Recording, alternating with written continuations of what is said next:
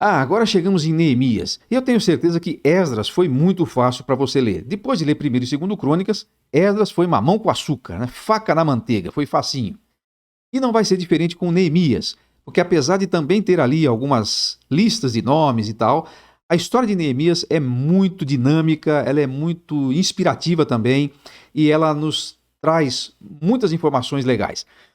Eu já vi várias teses de mestrado em administração, em gestão, que usam Neemias como uma referência. De fato, Neemias pode nos ensinar muito sobre liderança, planejamento, execução, mas Neemias não foi escrito exatamente para isso. Serve para isso, mas a posição dele no cânon e a importância dele para o Velho Testamento e para a história da redenção é que Neemias, que é contemporâneo de Esdras, ele tem um papel diferente dele na reconstrução da nação. Lembra que nós falamos que Esdras foi o sacerdote da reconstrução? Pois é, dá uma olhadinha aqui no mapa de voo, no nosso esboço de Neemias, e nós vamos chamá-lo de o governador da reconstrução. Por que o governador da reconstrução? Porque o seu papel é o de estabelecer ou organizar a sociedade civil, enquanto Esdras tinha como papel restabelecer a organização religiosa do povo, o sacerdócio, os sacrifícios, a adoração a Deus. E é muito importante você perceber isso, e eu vou destacar isso depois na ênfase, porque o papel de Neemias era diferente do papel de Esdras e juntos eles conseguiram trabalhar nesse sentido. Então, vamos lá para o esboço desse livro tão interessante. Primeiro, chamamos aqui de Neemias despertando. Ele fica sabendo da situação em Jerusalém, e aí ele pensa num plano, e quando o rei lhe dá a oportunidade, ele apresenta esse plano, e ele vai então para executá-lo.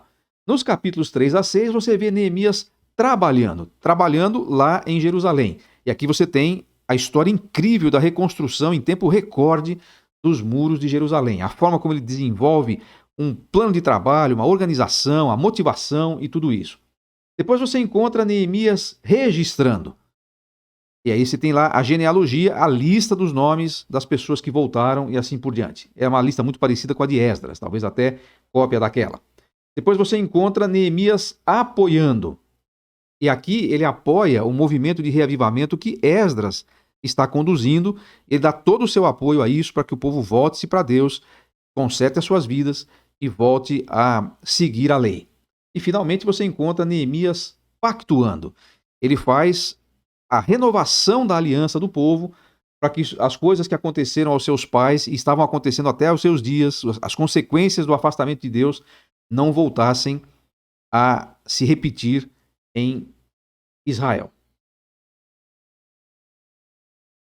Bom, tantas lições existem para Neemias, mas o nosso objetivo aqui não é um estudo bíblico, é apenas a exposição do texto para que você se situe ali. Mas eu não consigo deixar de destacar pelo menos uma questão. Esdras tinha chegado primeiro, 13 anos antes de Neemias.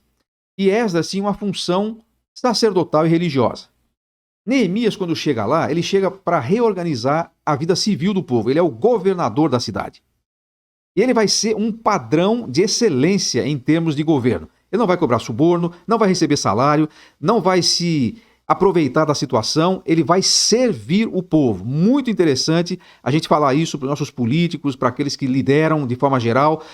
Ele é alguém que serve o povo e não que se serve do povo. Mas note uma coisa interessante. Eles nunca entram em choque. Esdras e Neemias trabalham em conjunto, cada um na sua área. Isso é muito importante. Isso é muito necessário. A gente precisa saber o nosso lugar na obra de Deus. Você não deve ter ciúme do outro, você não deve se preocupar se o outro está tendo mais proeminência, você não deve entrar na competência do outro. Faça o seu, faça bem feito e está tudo certo, seu nome vai entrar para a história de algum jeito. Neemias me ensina muito isso, Esdras também. Interessante que eles se apoiam. Quando Esdras propõe um reavivamento, Neemias dá todo o seu apoio. E assim, juntos, eles conseguem fazer um grande trabalho. Esdras e Neemias. Que dupla essa, né? Tipo Pelé e Coutinho, né? Tudo dava certo. Porque eles estavam fazendo a coisa de acordo com a vontade de Deus, em humildade, para servir o povo e para glorificar a Deus. Muito bem, ainda falta mais uma personagem muito querida e importante dessa época, e a gente já vai seguir para falar sobre Esther no próximo Mapa de Voo. Até lá!